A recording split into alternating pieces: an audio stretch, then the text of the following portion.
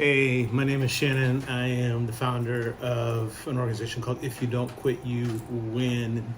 And one of our projects is we've been driving food into the war zone in Ukraine for where I've spent most of the last 9 months. And we're so busy all the time asking people to help us out, whether it's make donations or volunteer or help us network, that sometimes we forget to tell the story. So let me say it this way: that I'm a Jesus person.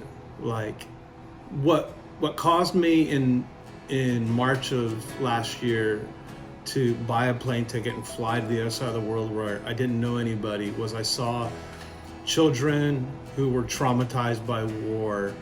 I knew I had some tools that could help them in that, but it's my faith in Jesus that required that response. And so I went there, not knowing anything, and we began to see God do great things through our simple steps of faith. The thing some have asked me before, the thing I love the most about God is this: He's a master planner. Have you ever noticed that? How you got a plan and then you wake up a few months from now and realize, oh, I had no idea what I was getting myself into. But it's in Psalms 37 that says the steps of a good man are ordered by the Lord. And I'll be honest with you, especially in Ukraine, I don't always know what we're gonna do next month, next week, next year, sometimes what we're gonna do tomorrow.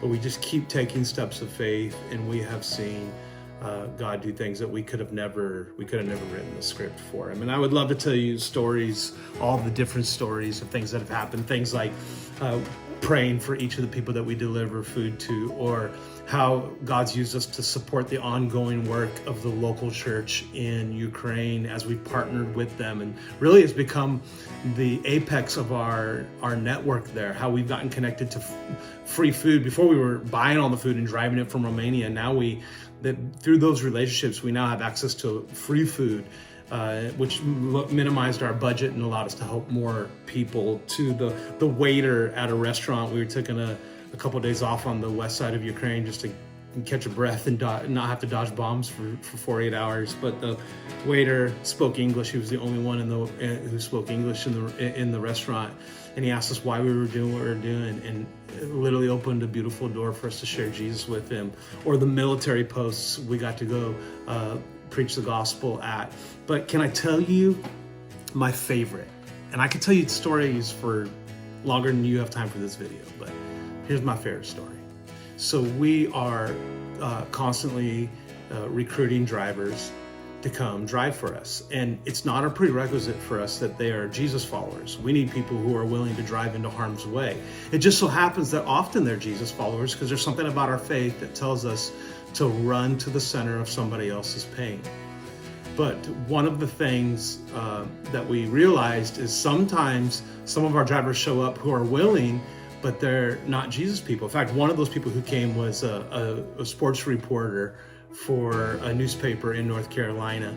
And what I didn't ever realize would be part of this beautiful ongoing story of that we could have never written, this God ordering steps, master planner story, was the moments we would have, because we drive from 6-7 a.m. until 6-7 p.m. every night, and then we have the whole second half of the day where it's just us together, figuring, decompressing from the day, eating food together, building friendships with strangers, with these crazy people who literally are driving towards bombs every day. But one of my favorite stories was, and we've seen this a few times with these drivers, we end up sharing the gospel with these drivers because everybody's trying to figure out what's our personal motive for being there. But being able to share my motive for being there in my following of Jesus with a sports reporter from North Carolina who had no idea that he would not only deliver food, not only see the protection of God on his own life, but he would encounter a real Jesus while he was there. That's been some of the most beautiful part for me. And I need to tell these stories more often, I know, but it's awesome to see that this mission of handing people food. I remember I was talking to one guy, a stranger at a coffee shop, and he asked me what I was doing, and his response, and he wasn't a Jesus guy, his response to the story of us delivering food was, wow, that sounds a lot like Jesus. So, let God order your steps. Find somebody to love today. There are always people in need, and it's our faith that not only inspires us to, but requires us to love others in front of us. All right, love you. Win the day. Make it a great day.